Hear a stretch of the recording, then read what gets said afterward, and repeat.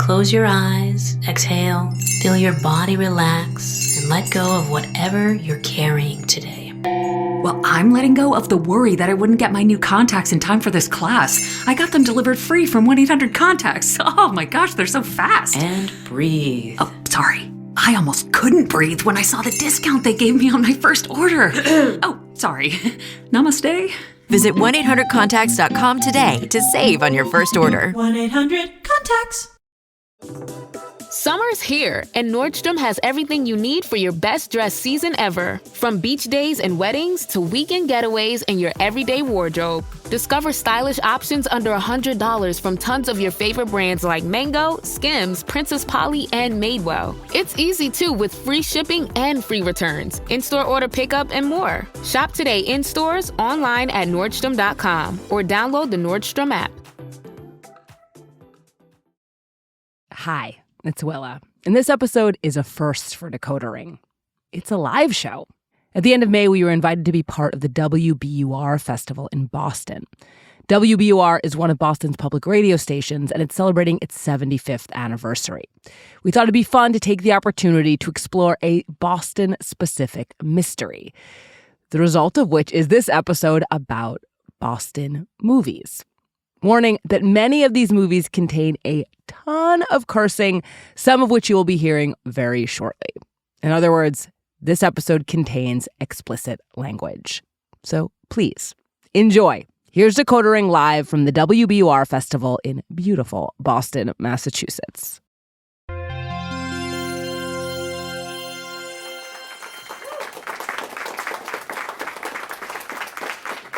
Hi, thank you so much for being here on this sunny, rainy day.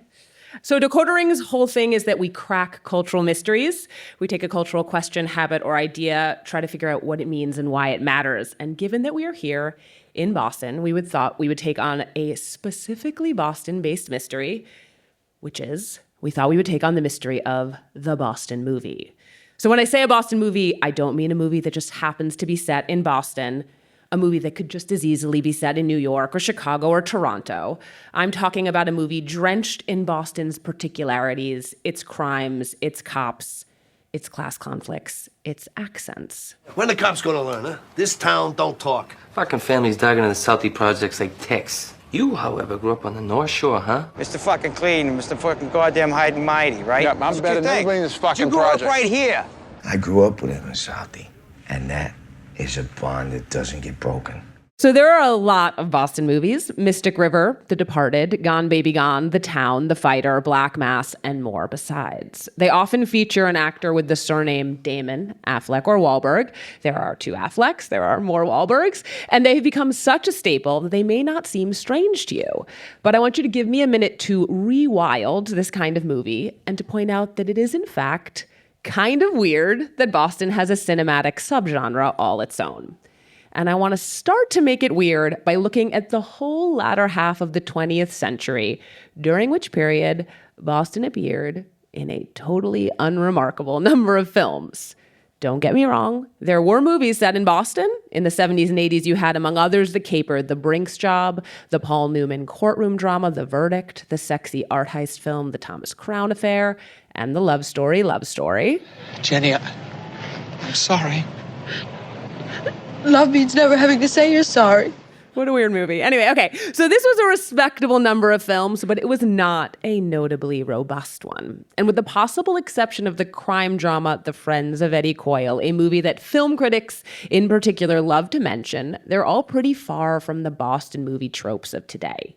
These movies aren't dripping in misdeeds, the working class, or even accents. When Paul Newman played a Boston lawyer in The Verdict, he did not drop a single R. When they remade The Thomas Crown Affair, Boston was so incidental, they just changed the setting to New York. So this was the first era of Boston movies. It was pretty indistinct. But then, just before the end of the new millennium, a new era arrived. I want to way out of here for. I mean, I'm going to fucking live here the rest of my life. Look, you're my best friend, so don't take this the wrong way. But in 20 years, if you're still living here, coming over my house to watch the Patriots game, still working construction, I'll fucking kill you. So when Good Will Hunting was released in 1997, it not only turned Matt Damon and Ben Affleck into cinematic stars, it turned Boston into one too.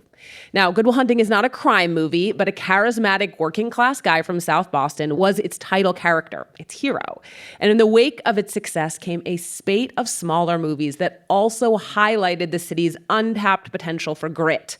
Monument Avenue, Southie, Boondock Saints. And if you'll permit me now to take a glance over at TV, this is when the producer David E. Kelley, the creator of the Boston-based series Ally McBeal and The Practice, started putting the word Boston into the titles of his TV shows. This is when you get Boston Legal and Boston Public.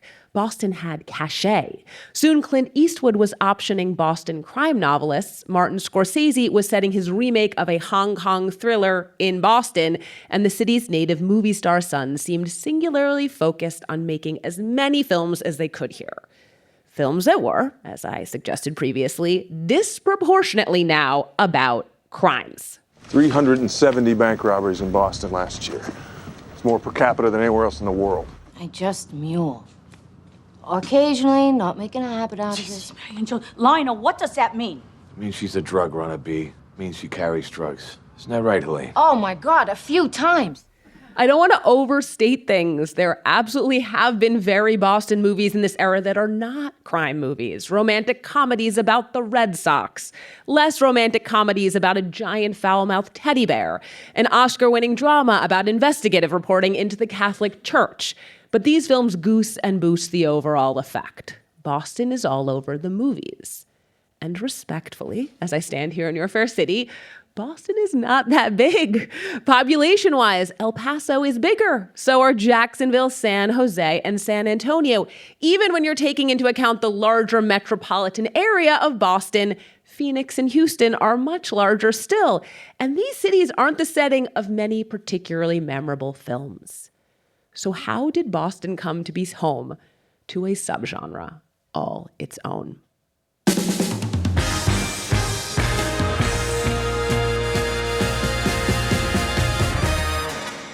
So this is Decoder Ring, live from WBUR City Space in Boston. I'm Willa Paskin. In this episode, with the help of 3 guests, we're going to look closely at the history, heyday, and present of the Boston movie. We're going to talk about how race, ethnicity, and class have enabled its persistence just as much as Affleck and Bulger and all those accents. So today, on Decoder Ring, what makes a Boston movie a Boston movie?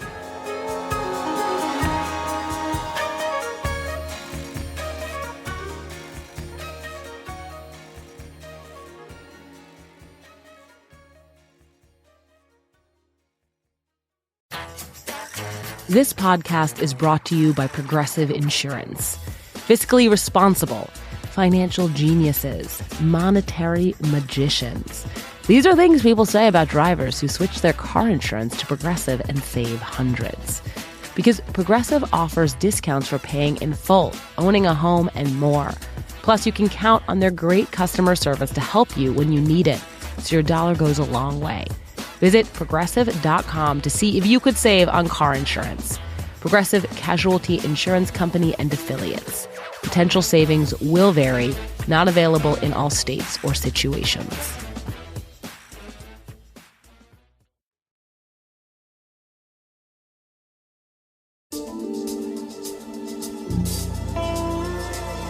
The first guest we invited onto the stage at the WBUR Festival to help us make sense of the Boston movie was Ty Burr. Ty is a movie critic who's been writing and thinking about films for over 40 years. He currently writes and thinks about movies at Ty Burr's Watch List and for The Washington Post. And he worked for decades at the Boston Globe. He is also a lifelong Bostonian by way of Brookline.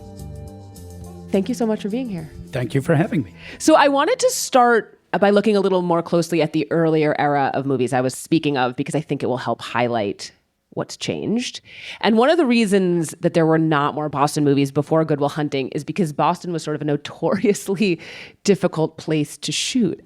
And I was hoping you could tell me why. Yeah, it was a terrible place to come and make films for a variety of reasons. The weather. I mean, Hollywood is invented because people wanted to get away from the East Coast weather. But it's not just that. The unions were particularly notably bad in this town, and I'm talking about specifically the Teamsters, would shake down any film crew that would come to town. And there's a story that I told you earlier about the Brinks job, which is one of my favorite stories of Boston filmmaking. And it really sums up the attitude of the Boston public toward movie makers. So when William Friedkin was shooting the Brinks job here in the early 70s in the North End, which is about the Brinks robbery in the 1940s, he was shooting a scene on a North End street, and he noticed there was an air conditioner in one of the windows, and the film's set in the 40s and can't have an air conditioner. So he sends a production assistant and says, here's $200. Go give those people, some money and tell them to take the AC out of their window. And they did. And the next day, the crew comes back to shoot some more, and every window has an air conditioner in it. And that is Boston. That is absolutely Boston's attitude toward, okay, fine, give us the money. We'll take out our air conditioners. But there really wasn't a reason to film in Boston until Good Will Hunting came along, and there was a lot of reasons not to film in Boston. And those movies, this sort of earlier period of the Boston movie, like insofar as they are quintessentially Boston in any way, like my sense is it's sort of about blue-bloodedness. Yes. I mean, you mentioned all those other cities that are bigger than us. They don't have the history and the place in the history books and the institutionalism that Boston has, and the roots that go back to the Mayflower, et cetera. And that has a purchase in the American imagination. And that sort of dominated the popular idea of Boston really up until recent decades. Boston was certainly not about its working class, wasn't about its Irish population. It wasn't about South Boston. It was about Beacon Hill. It was about Harvard. That's why you have... even though Love Story was not filmed in Harvard, it's set at Harvard. In fact, Harvard never allows any filming. So all those movies that are set at Harvard are all shot at like UCLA with a couple of Cambridge exteriors. Hey, I'm having coffee with a real Harvard building. You're Barrett Hall. No, I'm not Barrett Hall. My great-grandfather just happened to give the thing to Harvard. So his not-so-great-grandson would be able to get in. There was this one movie from 1973 called The Friends of Eddie Coyle that honestly, Robert Mitchum stars in it. It's not like a nothing movie, but you really only encounter when you're talking to people about like, where do these Boston movies come from? And everyone's like, have you ever heard about The Friends of Eddie Coyle? That ain't right, Dave. That ain't right. You set me up. Look, Eddie, the only one fucking Eddie Coyle is Eddie Coyle. The Friends of Eddie Coyle is based on a novel by George V. Higgins, like a crime novel. But can you just tell me about that film? Because it's sort of like the ancestor of these movies. Yes, it is. And it would not exist without George V. Higgins, who was the antecedent to Dennis Lehane, and who Dennis Lehane goes out of his way to name check as much as possible. George V. Higgins was a Boston lawyer who turned to novel writing. Friends of Eddie Coyle was his first novel, but he was very prolific until his early death. You should read his stuff. But Friends of Eddie Coyle was the only one that was turned into a movie while he was alive. And it's an antecedent to the Boston wave of movies that we got after Good Will Hunting, in that it's the first one to really address not just Beacon Hill, but every place else in Boston. And in fact, if you read any of Higgins' novels, they travel all over Boston and are very geographically neighborhood specific. So he really knew this city deep, deep, deep in its bones. And that comes across in its books, but also in The Friends of Eddie Coyle, in the screenplay and the film itself. So when Good Will Hunting arrives, it's like this pivot point. Do you like apples? Yeah. Well, I got a number. How do you like them apples? What is the thing that it is doing? Like, how does it inaugurate this new era? What is it introducing to the movies that they didn't have before? Dramatic class conflict. It's there in this fundamental idea of a kid from, the wrong side of the tracks from South Boston, who is a prodigy and comes to Harvard, comes to the city's institutions, a kid from outside the institution coming to deal with the city's institutions. And it's right there in that scene that you showed, how you like them apples, because he's showing to some snobby guy that he got the girl. And that attitude is very much boiled into, I would say, the popular personality and certainly the public perception of working class Boston, working class Irish Boston, those neighborhoods, that it's very much up yours. We're going to show you Richies what it's all about. And then there's just inherent dramatic conflict there. And also just like, because Matt Damon and Ben Affleck were so young and handsome and won the Oscar so charmingly for the screenplay, I think it just sort of seems like it was like, oh, there's this whole world that yes. it's untapped. And then you start to see people sort of tapping it, and then it kind of reaches this imperial phase like a couple years later when Clint Eastwood makes Mystic River. She in this, Sean? We don't know. All we're doing right now is looking. Why don't you quit pulling sunshine up his ass and let us take a look? I'm sorry. It's my daughter's car. I understand. It's my daughter's car. It's got blood in it. You got fucking dogs all over here. Why you got dogs looking for my daughter, Sean? That feels like it's when the genre sort of like steps into the big time. And none of which would have happened without Dennis Lehane, I would say. Lehane's novels are imbued in Southie and Dorchester. And Mystic River takes place in a fictional neighborhood called the Flats. That's basically every working class neighborhood in Boston sort of boiled into one. But without those novels, you would not have Mystic River. You would not have The Departed, which is not based on Lehane, but feeds off of that same thing. You wouldn't have Gone Baby Gone. You wouldn't have The Town. You wouldn't have any of those movies. To my mind, he, standing on the shoulders of Higgins, created this genre that then Hollywood immediately jumped on for obvious reasons. If you had to define what makes a Boston movie, what is the animating thing for you? I have a certain frustration in that I think there are many Boston movies, and people have been fixated mostly on one, which is the Boston. No, but it's hard not to be that way when, for one thing, we had one of the most charismatic gangsters on the planet running around, running the city pretty much. Few mobsters have ever been as infamous in a city as Whitey Bulger was in Boston. Besides extortion and flooding the city with cocaine, Bulger routinely performed or ordered executions. Not only was he a charismatic gangster, he had a charismatic brother who was in the state government. I mean, you can't come up with a screenplay or a story that's more outrageous than that. That's one of the things I think Black Mass got right. I don't think that's a great movie, but it does get that weird Bulger brother duality right. Southie kids, we went straight from playing cops and robbers on the playground to doing it for real in the streets. Just like on the playground, it wasn't always easy to tell who's who. And that speaks to this sort of bifurcated nature of Boston as well-behaved and not well-behaved at all, as murderous and very respectable. We are just getting started. After the break, another guest comes onto the stage, and we get into the city of Boston and Boston movies' thorny relationship with race.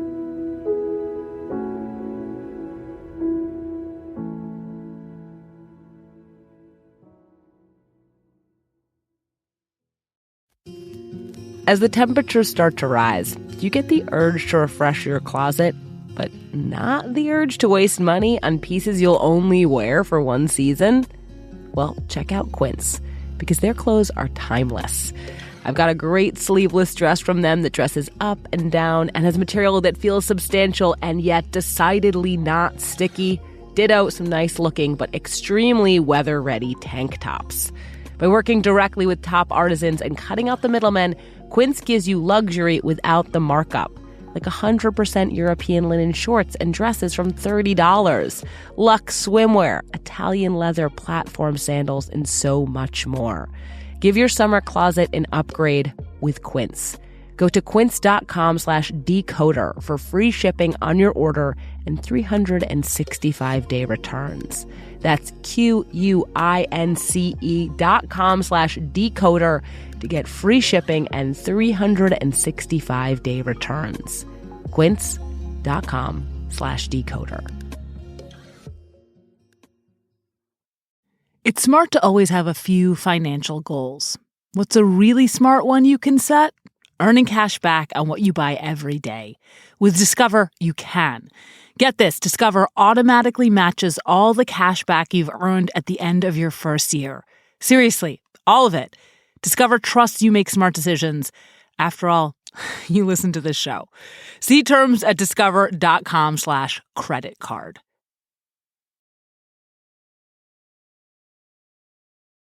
So Lisa Simmons is the artistic and executive director of the Roxbury International Film Festival, which has been running for 25 years and is the largest festival in New England celebrating the filmmaking of people of color. She is also a fourth-generation Bostonian, but does not have a Boston accent, as she just told me many times. Thank you so much for being here. Thank you so much for having me. Thank Ty you. and Lisa also seem to know each other. We have known each other for a very long time. Yes, we have. That's great. I want to now turn to sort of thinking about why Boston? We were starting to get there with Whitey and the history. But I mean, what do you think it's a big question, but like, if you have to think about why Boston, what do you think? I mean, I think Boston has this, as Ty was saying, it's this history. It's this gritty history. It's perfect for screenwriting. You have the bad, like Ty said, against the good. You know, you have the gritty neighborhoods. You have the accent that gives it character. You have the architecture that gives it character. So I think that when you have someone like a Dennis Lehane, you know, who's writing about what he knows also, you know, from here, from a Bostonian, that you're getting sort of an authenticity. And there are sort of like real people that you can connect to that. And everybody knew Whitey Bulger. And if you're from Boston, and if you knew Boston back in the 60s, the 70s, the 80s, it was a very gritty city. All over the city, whether you were in Charlestown, whether you were in Southie, whether you were in Dorchester, whether you were in Roxbury. I mean, it was a city that was trying to find itself. And it had these different neighborhoods that all of these things were happening. And all of them had their own characters that you're like, wow, that is like, you want to know more about, because we're fascinated with crime and these things. And if I can speak to one thing, I think because the Boston blue blood aspect is so repressive, emotionally repressive, right. And that's rooted in Puritanism and all of that history, that it causes a heightened reaction among the people who came here later. And I think in that there's inherent dramatic conflict as well. So you run the Roxbury Film Festival, I do. Which highlights not just crime Boston movies, but the work of filmmakers of color. And one of the things that has been observed about Boston movies is how white they can be, but particularly sort of in the moment right after Good Will Hunting, so sort of before the imperial phase, there actually are a number of movies by and about people of color, and I was hoping you could tell me about them. Absolutely. So it's really funny because when Good Will Hunting came out in 1997, I believe it was the same time that Squeeze came out, which was written and directed by Robert Patton Sproul, who is a Roxbury native, who basically wrote a film about his life, about being a young thug in Roxbury, and really wanted to talk about, you know, sort of his life and how he turned his life around. And what's interesting is the film is really about how a mentor turned his life around. Hang on the street and you bring that madness back up here, you can get us all killed. Life isn't a music video, so don't be fronting around here. We see you buck wilding on the corner, and you and me gotta talk.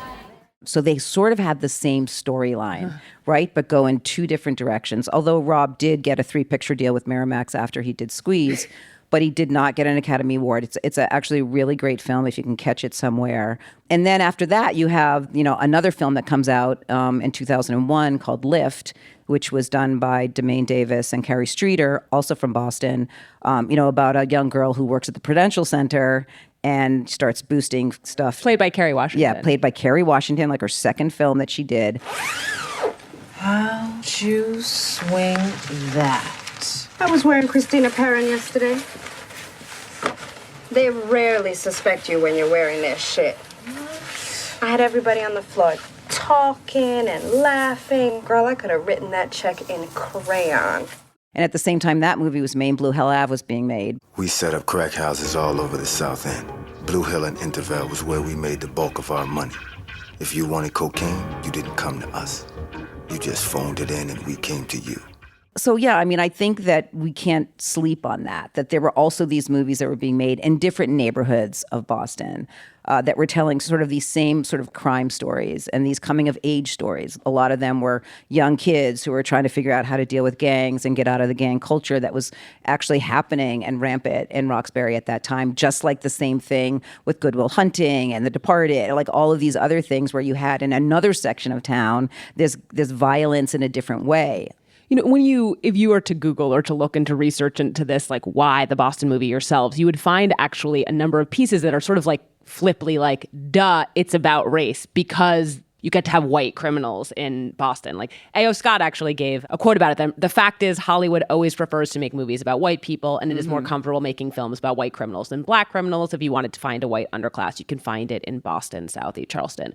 So I'm curious, like, how much do you guys think race or its absence is like one of the big whys of the Boston movies' popularity? I think that's interesting what you just said about how people are like, what, white crime? I'm gonna like, you know, it's, I don't know. It's like has this difference to it. It's almost like people are like, well, of course we know black people do crime, but white people do crime? It's like, yeah, let's watch that. That's like, these criminals, they're getting away with everything. And so I mean, I don't know. Is it a race thing? Is it a Ty? Yes, it is. And I think that it is a race thing by the fact that Boston's black population is invisible in mainstream Boston movies. The ones you talk about are wonderful movies, but they are little known, really outside of even the black filmmaking community or Boston filmmaking community, even in Boston, and virtually unknown around the rest of the country. Why is this? Well, I think, as in many American cities, but especially in Boston, the black population has been redlined and just absolutely marginalized. And it's not part of the story in the public imagination of what Boston is, the wider American public imagination. And that, I think, absolutely is due to their exclusion from Boston's history and Boston's government until recent years. I've always felt that the ultimate Boston movie, the one that really would be truly and totally about Boston, would be about the busing crisis, and nobody here would want to see it. Right, and we've certainly seen a number of those films in the documentary version, but not necessarily in the narrative version. At least twice, stones and bottles began to fly, and the police charged, led by policemen on horseback. The police charges cleared the way for the buses to pick up the black students at the end of the day. I think it is a little bit part of Boston's reputation nationally that, like, Boston is infamously very racist. I do think it's an elephant in the room, but I think that, as Ty's saying, it's sort of like been erased. It's like doesn't want to be part of Boston's history. That Boston's an immigrant city of Irish and Italians, and are black people part of that immigration story? Oh, no, I don't know. You know what I mean? So it's sort of like, let's tell this story because it's an easier story to tell. The story of Boston's black history isn't as easy to tell, right? I've been running the film festival for 27 years, and I still have filmmakers that come to Boston and say, there are black people in Boston? And I'm like, yeah, like a lot of black people in Boston. And because the history doesn't tell it. The history on television doesn't tell it. The history in movies doesn't tell it. The history in books doesn't tell it. Whereas in New York, it does. Yeah. In other cities, it does. Because I think it's a much more, they're more transient cities, maybe. I'm thinking, Boston has that deep history of being like, this is who we are, the Mayflower, Paul Revere, the Native American community is completely washed away too, is also erased. And maybe it's because it's a history where people have stayed here. So you can stick to one group of people and keep telling that story. So we've talked about, we talked about the history. We've talked about class conflict a little bit. We've talked about crime, Whitey Bulger. We've talked about race. Are there any other whys of Boston you think that we haven't hit on? You do have the Ben Affleck and you do have the Mark Wahlberg. And they're we're telling their stories, right? So they're the ones that are making things happen here. I think that's why a lot of those movies get made here. And then you have the Boston accent. And nobody gets it right. Nobody gets it right. But it also marks us as exotic. It's unusual. I mean, everybody knows a New York accent. It's Bugs Bunny, It's Bugs Bunny? What do you mean? Yes, it's Brooklyn. Okay. It's Brooklyn. We have a variety of accents as well. So do we. And I remember interviewing Laura Linney for the Boston Globe around the time of Mystic River, and she says there are two accents that when an actor hears they have to do, it sends a chill down their spine. One is South Africa, the other is Boston. Ty and Lisa just gave me a wicked setup. When we come back, we're going to speak with a linguist all about the Boston accent.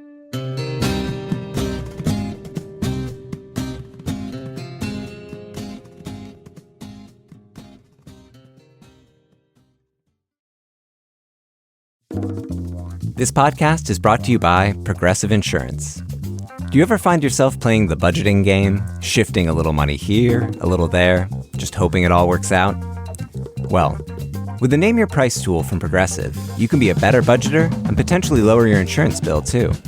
You tell Progressive what you want to pay for car insurance, and they'll help you find options within your budget. Try it today at Progressive.com. Progressive Casualty Insurance Company and Affiliates. Price and coverage match limited by state law. Not available in all states. Workday starting to sound the same?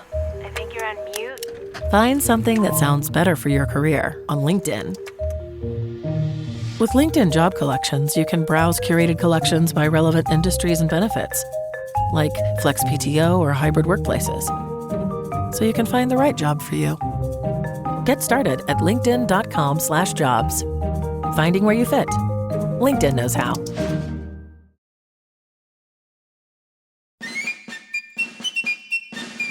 Our final guest was the sociolinguist Dr. Danny Erker. Danny is a professor at Boston University, and his own research is largely about Spanish-speaking Bostonians. But he also knows a lot of things about Boston accents, as you're going to hear. Thank you.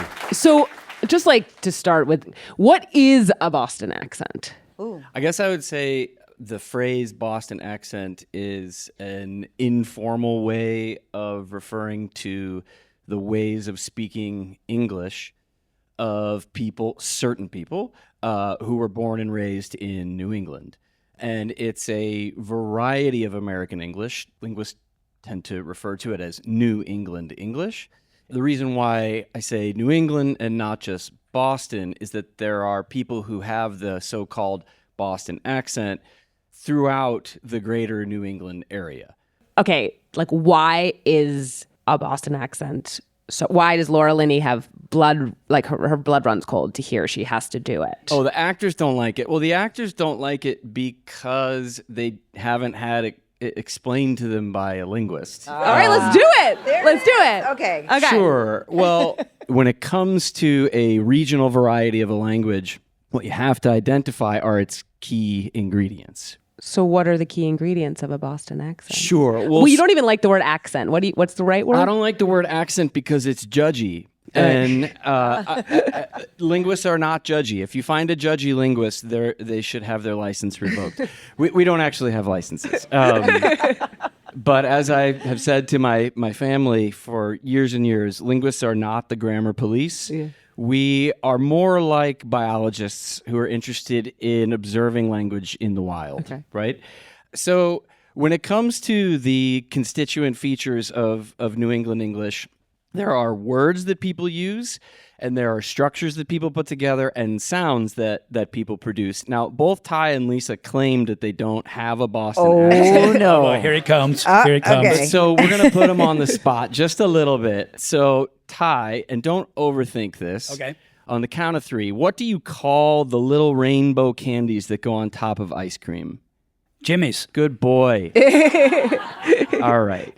So most people who are not speakers of New England English call them sprinkles. Good. Okay.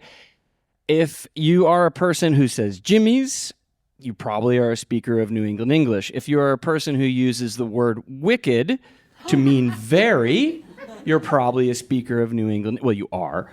But those types of features, these words, these vocabulary items, they're interesting and easy to point out, but it's really the sounds that give Boston English, New England English, its distinctive flavor. And there are several of them. If you ask folks to impersonate a Bostonian, right? The stereotypical phrase that you'll hear from some people is, and I'm going to say it like me, which I'm from St. Louis, Missouri originally, so I would say, park the car in Harvard Yard, right? But let's put Lisa on the spot again. Can you do it for me as a good old-fashioned local? Park the car in Harvard Yard. Good work. Okay? So there's a couple things to point out here, right? So when we were in the green room chatting before, Ty mentioned this word that will be useful for us, and that is rhotic or rhoticity. It's a word that linguists use to describe R-like sounds. Okay, so there's a whole lot going on with R's in New England English. There's two main things to understand. It seems like sometimes speakers of New England English don't produce their R's, and then it seems like they put them where they shouldn't be, right? So it seems like they're deleting them and adding them. And this phrase, park the car in Harvard Yard, is a great example to zero in on this. There's also something else happening with that phrase. So the vowel in park, the ah, is actually of a different quality. So maybe, can I get the audience to do something? Yeah. Is this okay? All right, so everybody just say paw for me. Pa. I heard some fronted ahs already. Keep them back like this. Paw. Pa. Now move your tongue forward so it becomes pa. Pa. Good. So instead of park, we have to move our vowel front, pa, and then don't produce the R. So say pack. Pack. You got it. Okay. And we can do that to the vowel in pack, the ka. Okay. But here's the tricky bit. The R at the end of car in this phrase is special because the sound that comes after it is a vowel. Car in. Okay. If you are someone who deletes their R's and you have to bring it to the auto mechanic because you need a new carburetor, you will very likely delete the R at the end of car because the sound that comes after the R is a B. It's a consonant. Carburetor. Perfect. But if you have a vowel that comes after the R, you're not allowed to delete that R. You have to link the two vowels. So it's pack, the car in, Harvard Yard. So it's not deleting all of your R's, right? It's deleting those R's that are syllable final that have consonants after them. If you have two vowels, you're not allowed to delete that R. In fact, you even put one in sometimes. Good. Nice setup. Thank you. So there is R deletion, there's R linking, and then this last one is what's sometimes called intrusive R. So if you have two vowels together, so in fact, Matt Damon was on the James Corden show and James Corden said something like, do me a little Boston, whatever. And Damon said, okay, here's the deal. You would say like the word ma, right? Ma. For your mother. Yeah. Ma. Yeah. So you'd say, is ma downstairs? It's ma downstairs. But if that word was followed by a vowel, you'd have to add an R. So you'd say, is Ma upstairs? Is Ma upstairs? Yeah. Is that all right? Is Ma upstairs? So you have to put that R in there to resolve what linguists call hiatus. We love terminology. So you have to resolve the hiatus by putting an R in. So it seems like New England English speakers are chaotically deleting and inserting R's, but they're not. It's highly rule governed, highly systematic. And unless you have someone explain this to you, it's going to be an absolute disaster to try to And that's why we're wicked smart. There you go. Wait, there's many, you use the word salience. Yes. My sense is that there's actually like a lot of ingredients, but there's certain ones that are more important. Yeah. The R is really important, but there's others Absolutely. as well that are. And words like wicked and roticity, they're at the top of the mountain. But then there are some more modest features that are just as important to the overall sauce, if we want to beat this food metaphor to death, right? There are, for a lot of folks in New England, 3 ways of saying Mary. You have the name, Mary. I'm going to say them all the same because that's natural to my phonology, my sound system. So the name Mary, then wishing someone a happy Christmas, and then nuptials. Okay. So in New England, do you have this 3-way distinction? So, I don't. Ty, you do? Yes. You Give do? it to me, man Ooh. who doesn't have a Boston accent. Yes. I want to hear Well, this. there's Mary, my friend. Yep. There's Mary. Uh-huh. That's when you go out and you wed somebody. And the one in the middle? And there's Mary. Good job. Yeah. You absolutely have New England phonology, my friend. I am never going to speak again in my entire life. No, it's just... yeah. So the 3-way Mary distinction, a phrase you probably didn't think you'd hear today. The 3-way Mary distinction is another feature. There's two just like quick things I want to know about accent. The accent. One is that I think there's a stereotype that it only belongs to white working class Bostonians, but that's not the case at all, right? It is not the case at all. So there's a very famous politician named Mel King. His folks were from Guyana and Barbados, so he's Caribbean in ancestry.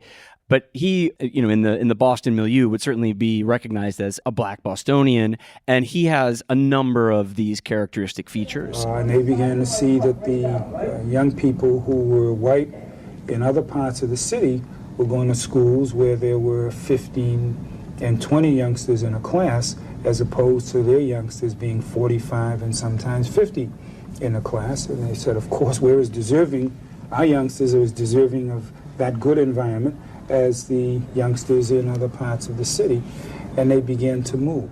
So these features characteristic of New England English speakers are not restricted to white folks. Okay, what is happening to the Boston accent? Do you think it's less prevalent now? Is the Boston accent going away? One of the major trends with respect to global languages is that their regionalness is starting to erode. We don't exactly know why this is the case. We have some ideas, but it is undoubtedly the case that regional vernaculars, as linguists like to describe them, are endangered species, for sure. So Boston is actually becoming artful again. This happened in New York City starting in their 50s and 60s. What used to be an R-less city is now an R-full city, and that's happening in Boston, such that people like our former mayor, Marty Walsh, is a card-carrying New England English speaker, but other famous Bostonians born later, like Chris Evans, sounds very much not like a Boston native. I will also point out, I think that it's interesting that as the Boston accent is getting diluted and phased out, it's getting enshrined in movies. Yes. And I don't think there's a coincidence in that. I think we like to hold on to this idea of this exotic enclave. And I also just want to point out, everybody in this room has their own idea of what the worst Boston accent in a movie they've ever heard. Because we're very, we know when it's wrong. And for me, that's Rob Morrow and a quiz show. Just unbelievably bad. You ever notice anything out of the ordinary about the quiz show you're on? You mean besides its popularity? What I'm hoping is you might be able to give me some kind of roadmap here. I feel like we speak the same language. The other worst one, Blake Lively in The Town. Oh, yeah. Oh, ouch. Oh, yeah, that was bad. Why isn't she here then? I'm gonna tell you. She's going away with you. Why isn't she here? Such a trashy little fuck pad. Take it easy. After a Tiffany necklace, I thought a room at the Ritz. And we're very impressed when somebody gets it right, which for Jeremy me... Renner. Jeremy Renner, Amy Ryan in Gone Amy Baby Ryan, Gone, who yes. has these... Right. I don't know if I could... She has one line of dialogue that to me is the best spoken bit of Boston dialogue from an outsider. I don't know if I can say it in your podcast. Oh, we already cursed. Okay, she comes into a room, she says, "It smells like cack in here." Yeah, exactly. I love that. We went back to Ray's mothers, whatever. I don't know where that mother went, but she left all her fucking cats in there, and it smells like cock. We have one more question, and I was curious, do you guys have a favorite Boston movie? Friends of Eddie Coyle, I think, is sort of the Rosetta Stone of Boston movies. It's where it starts. One movie I love is Manchester by the Sea. Patty, I swear to God, I'm gonna knock your fucking block off. Great parenting. What? What'd you say? I said great parenting. Fuck you, mind your fucking business, fucking asshole. It's not set in Boston, but it is very much attuned to the differences between the North Shore and the South Shore. That was good. Thank you.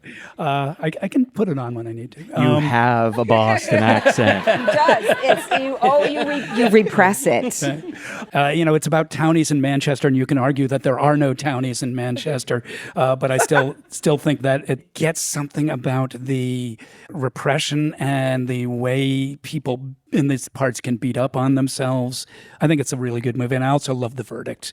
I just think that's an almost perfect movie. You couldn't hack it as a lawyer. You were a bag man for the boys downtown, and you still are. I know about you. Are you done? You're damn right I'm done. I'm going to ask for a mistrial. That is probably, The Verdict is probably mine, but I am a huge rom-com. So I'm going to have to say Fever Pitch, as ridiculous as it was. Sorry. This is exactly what you liked about me. That I was capable of having a passionate commitment with something, a devotion. Yes, but you feel it for the Red Sox, and I was hoping that someday you might redirect that. All those things that you feel for that team, I feel them too. For you. And who doesn't love a Drew Barrymore movie? I don't know. Jimmy Fallon? But yeah, Jimmy Fallon. Come on. Not great Boston accents, but, it is a rom-com. Danny, I know this is not your area. This is not my wheelhouse. But, and this is probably a linguistically. Cliched. I'm off the clock for a minute, I guess, linguistically. I really do love Good Will Hunting. I think it's one of the most beautiful performances by Robin Williams in a movie ever. And although his accent is terrible. It's not great, but he's still Robin Williams. You're an orphan, right? Do you think I'd know the first thing about how hard your life has been? How you feel? Who you are? Because I read Oliver Twist. Does that encapsulate you? When I spoke with Danny before this, he said that he does watch movies with his family and they have to be like, stop talking about the accents. It's an occupation. So that really speaks to Rob Million's performance, if you could look past it. Indeed. Thank you guys so much for chatting with us. Thank you guys so much for being here. Thank you. That was fun. Thank you very much. This is Decoder Ring. I'm Willa Paskin. Thanks again to Ty Burr, Lisa Simmons, and Danny Erker for joining me on stage at the WBUR Festival. You can find Ty's thinking and writing about movies at tyburrswatchlist.com.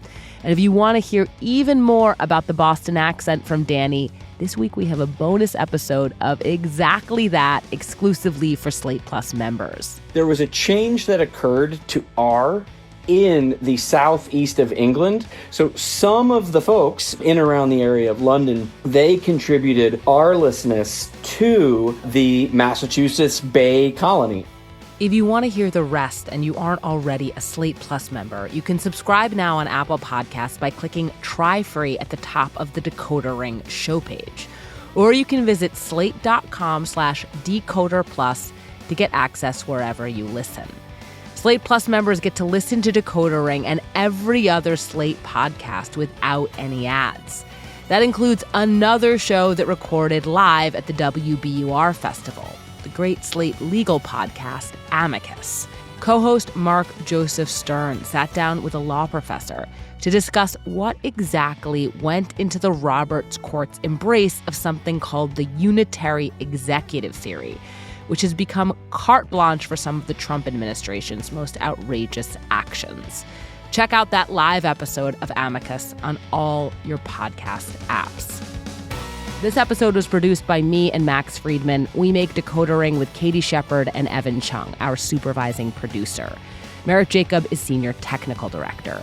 Special thanks to Katie Rayford, Henry Grabar, Ian Koss, Sophie Summergrad, Sarah Vinson, Adrian Walker, and Stephen Davey, senior producer and director at WBUR City Space. You can find a list of every movie we talked about in this episode on our show page at slate.com. If you have any cultural mysteries you want us to decode, please email us at decoderring@slate.com. And you can also call us on our new Decoder Ring hotline. That number is 347-460-7281. We love to hear any and all of your ideas for the show. We'll see you in 2 weeks. It's smart to always have a few financial goals. What's a really smart one you can set? Earning cash back on what you buy every day. With Discover, you can. Get this, Discover automatically matches all the cash back you've earned at the end of your first year. Seriously, all of it. Discover trusts you make smart decisions. After all, you listen to this show. See terms at discover.com/credit card. Whether it's your career, your education, or even just the weekend, you plan for everything. So why not your fertility? Egg freezing has helped millions of women keep their options open, and Co-Fertility is increasing access by making the entire process free. With Co-Fertility's Split program, members can freeze their eggs for free when they donate half the eggs retrieved to another family. Give your future self the gift of options while you make good on today's plans. See if you qualify for free egg freezing at cofertility.com/freeze.